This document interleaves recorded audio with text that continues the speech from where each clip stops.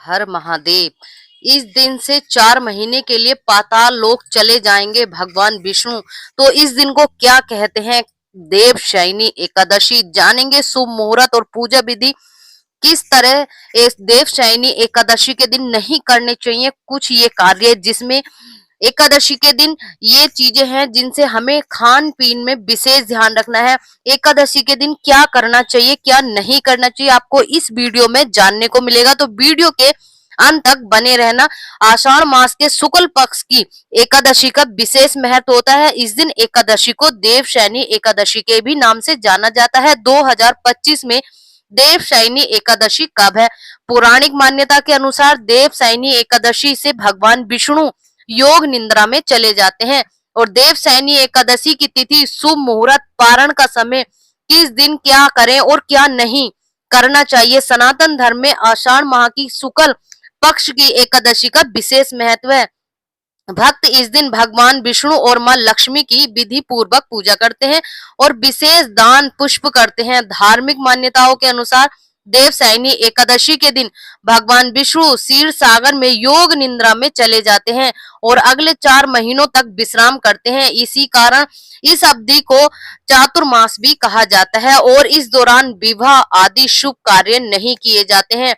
इस साल देवशयनी एकादशी कब है? शुभ मुहूर्त और पारण का समय क्या रहेगा?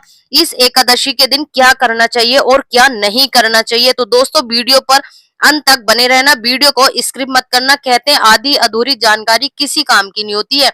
देवशयनी एकादशी 2025 तिथि का शुभ मुहूर्त। देवशयनी एकादशी तिथि प्रारंभ होगी 5 जुलाई 2025 शाम 6:58 से। यही एकादशी तिथि समाप्त होगी 6 जुलाई 2025 शाम 9:14 पर। व्रत रखने की तिथि होगी 6 जुलाई 2025 दिन शनिवार।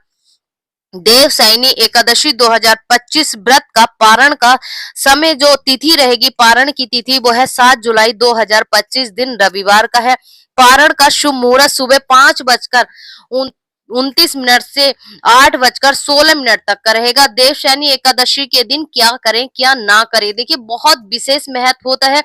इस दिन एकादशी के दिन हमें क्या करना चाहिए? देखिए इस दिन सुबह ब्रह्म मुहूर्त में स्नान करें, व्रत का संकल्प लें, मन वचन और कर्म से शुद्ध रहने का प्रयास करें, भगवान विष्णु और लक्ष्मी जी की पूजा करें। इस दौरान भगवान विष्णु की प्रतिमा या चित्र या छवि या फोटो सामने पीले फल, फूल, तुलसी के पत्ते, धूप, दीप, नैवेद्य और पंचामृत अर्पित जरूर करें। इसके बाद ओम नमे भगवते वासुदेवाय मंत्र का जाप आपको निरंतर करना चाहिए। अगर संभव हो तो श्री विष्णु सहस्त्र नाम या विष्णु चालीसा का भी पाठ करना शुभ माना जाता है। भगवान विष्णु की पूजा में तुलसी के पत्तों का विशेष महत्व होता है। इस दिन आपको साफ सुथरे स्वस्थ वस्त्र पहनने चाहिए, फटे पुराने वस्त्र नहीं पहनने चाहिए।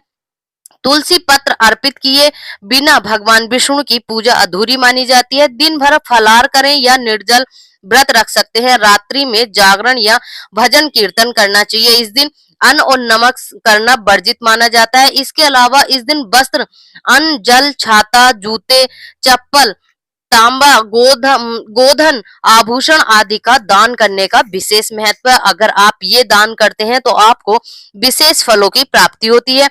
एकादशी पर क्या ना करें, देखिए बहुत विशेष है कि हमें देवशयनी एकादशी के दिन ये चीजें नहीं करनी चाहिए। जैसे अन्न ग्रहण ना करें, भूल कर भी अन्न का सेवन नहीं करना चाहिए। एकादशी व्रत में अन्न, चावल, गेहूं, दाल आदि खाना वर्जित माना जाता है। फलाहार या जल से आप व्रत कर सकते हैं, श्रेष्ठ माना जाता है। विशेष रूप से चावल खाने की मनाही है। एक दिन पहले भी आपको चावल नहीं खाने हैं और पारण करने के बाद आपको चावल खा सकते हैं। ऐसी मान्यता है इस दिन चावल खाने से अगले जन्म में कीट पतंगे बनने का दोष लगता है। तो इसमें एकादशी का अगर आप व्रत नहीं भी कर रहे हैं या आप व्रत नहीं करते हैं, पूजा नहीं करते हैं, तब भी आपको एकादशी के दिन चावल नहीं खाना चाहिए। मांस, मंदिरा और तामसिक भोजन से परहेज करें। प्याज, लहसुन का सेवन बिल्कुल भी ना करें।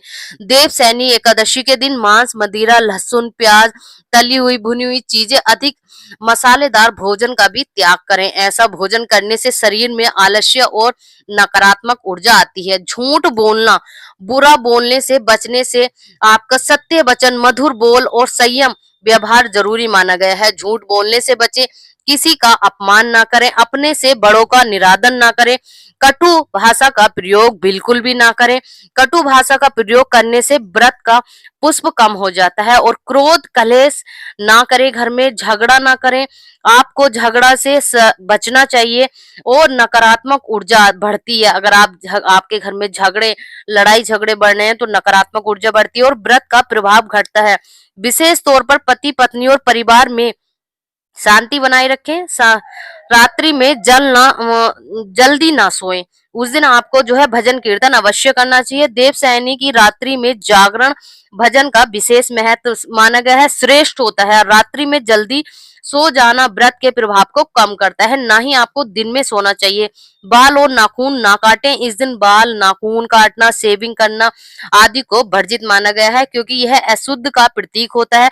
शुभ कार्य शुभ ना करें, क्योंकि कहते हैं ना, अशुभ कार्य बिल्कुल नहीं करने चाहिए, शुभ कार्य अवश्य करने चाहिए। देवशयनी एकादशी से ही चातुर्मास शुरुआत होती है। इस दौरान विवाह, गृह कलेश, मुंडन, यज्ञ आदि शुभ कार्य वर्जित माने जाते हैं। तो आपको भूल कर भी ये कार्य नहीं करने चाहिए।